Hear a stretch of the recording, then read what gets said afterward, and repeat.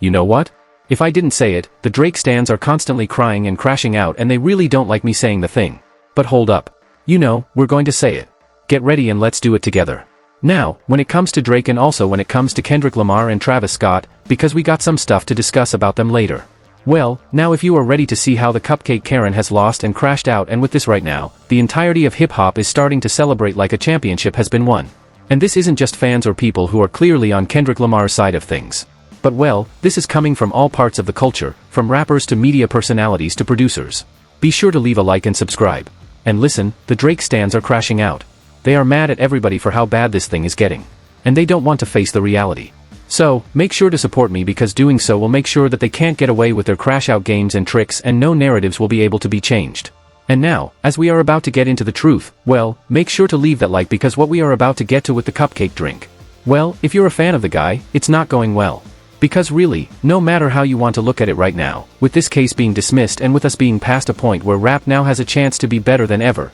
because we know that the art of the diss track has never been more preserved, people are really clowning Drake and are showing how sad he is going out. And this isn't just a Team Kendrick Lamar thing, which of course, if we want to look at that, the very producer of Not Like Us himself in Mustard. Well, he put out some laughing emojis immediately, and just with this, I mean, the Drake stans were mad and they crashed out and they tried to have whatever gotcha moment they could on him. But no matter what you want to say, as Mustard is a legend and he is the producer of the record itself, he's a part of history, and him standing up for hip-hop and laughing at the ridiculousness that is the cupcake Karen Ice Spice Man's lawsuit is great for the genre because as we have been saying and as we are starting to see, it is great to just see people in hip-hop call this out and talk about how whack it is and just put it out there and really get across the point that suing over a rap beef is not a normal and respected and accepted thing to do. But listen, while Mustard is somebody that you would expect to make fun of Drake and him losing his lawsuit, this isn't just a Kendrick Lamar thing. And for the Drake stans, once again, they are going to get mad at this. And they already have been crashing out over this all weekend. Even some of the people who we have perceived and thought are some of the biggest Team Drake cheerleaders like DJ Academics,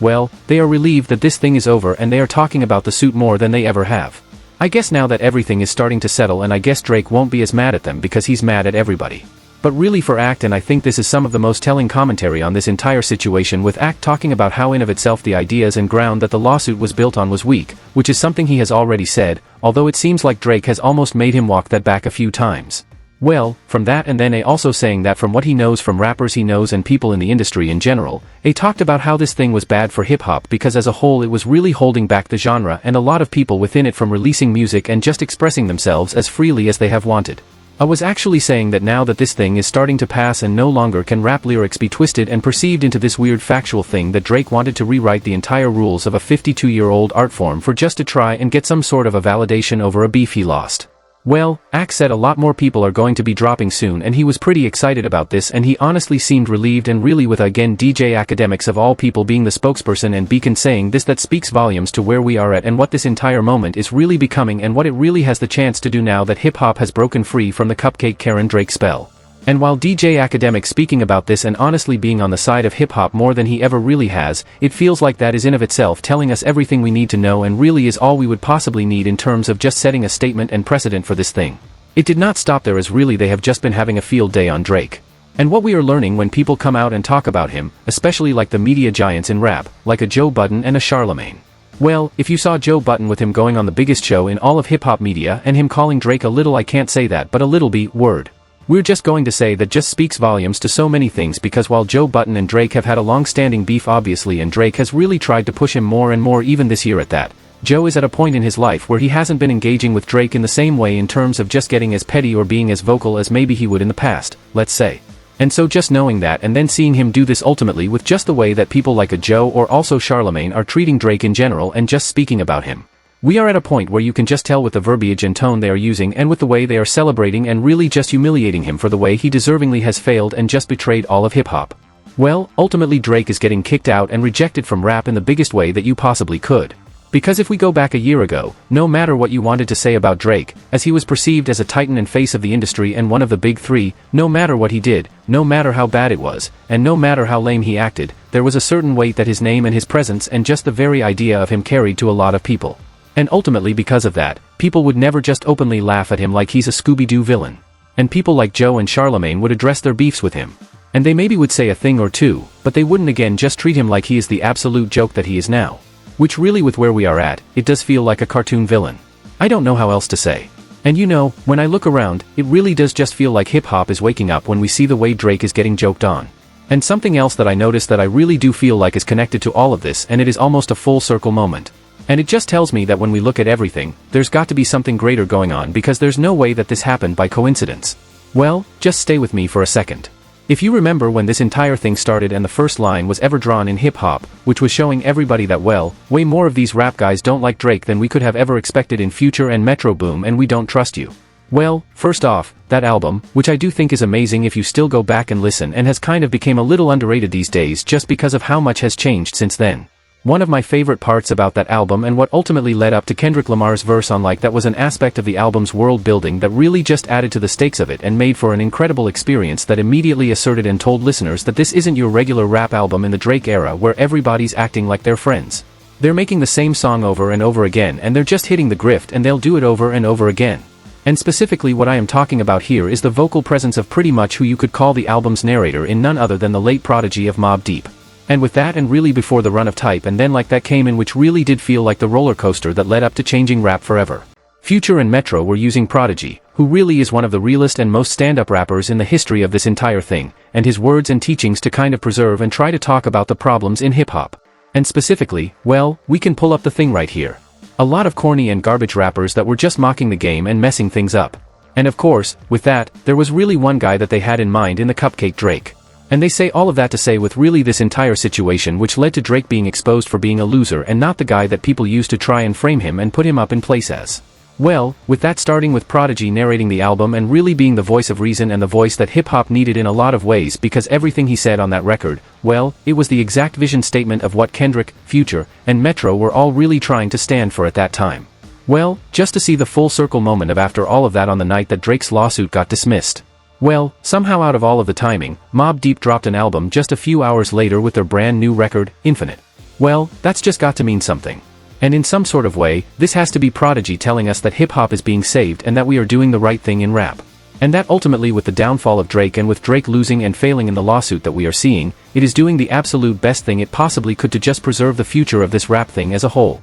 And on that note, I just want to shout out Mobb Deep and their new album, Infinite, which I have to say is one of the best rap albums of this year, and I'm having a ton of fun listening to this thing. It's got 15 tracks. All of them are done really well. It's produced by Havoc and The Alchemist. Push A and Malice are on a song as clips, and it's incredible. That's called Look At Me, and Nas is on this album as well 3 different times. They got 3 Nas features, and really for me with this album, it's not just a great body of work, but seeing Mobb Deep in this time, seeing Prodigy's vocals never be more prevalent and still sound this amazing, and just seeing where this is at in conjunction with the rest of hip-hop and the events that we are seeing. I'm going to be honest. If we think about all of this, from all the way to We Don't Trust You and Prodigy being the voice to that to where we are right now and Drake getting made fun of now and called out by all of these different rap personalities to the point where we can say that Drake has never been a bigger joke and that all of these people that are very pro-hip-hop, well, they can't even look at him or act like they respect him anymore, which we are seeing highlighted by such things like what Joe Budden said or even just with DJ Academics in general. Well, overall with all of that and with the times moving, I feel like with the release of Mobb Deep's album and with Prodigy's presence all over it, this album symbolically just feels like the gates on hip-hop have been closed and they are finally being guarded a little better than they have in a very long time.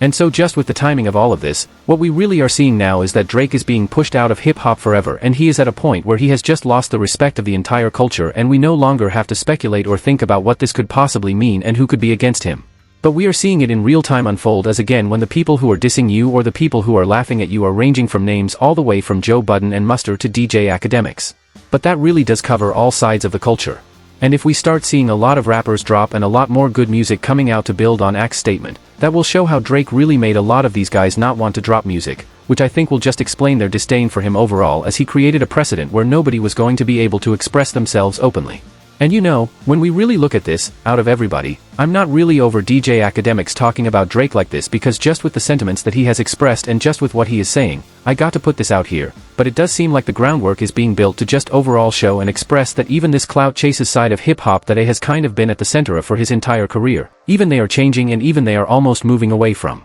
Drake. It kind of looks like, and this is a perfect segue for the next thing I want to talk about, which is right now the noise that one rapper is making that really when we break it down, at the very least what you have to say is that this guy is a better ambassador for whatever Drake was trying to represent in terms of being a rap star who kind of leans pop and who kind of appeals to a different listener base than what really people who love hip-hop are about. Well, with him and what he is doing, how he is honestly doing more than Drake in every sense of the word. And I think he is going to be the better guy to lead this side forward. I guess, or at least that's what the conversations are starting to build to. One I am talking about is none other than Travis Scott, who, well, I guess this is something kind of positive for him after the run of L's and embarrassment that he has had with Jack Boys 2, the push of T-Beef and everything there with, well, him going back on the tour he started in 2023 for Utopia with the Circus Maximus tour, and this time around he is hitting different shows and venues than he ever has. With what Travis is doing and with what we are seeing. Well, Travis is joining Kendrick Lamar as one of the only rappers who is really playing in stadiums and who is starting to do so consistently, which nowhere is this near the length and scale of Kendrick's tour in terms of just playing at as big of venues as he did.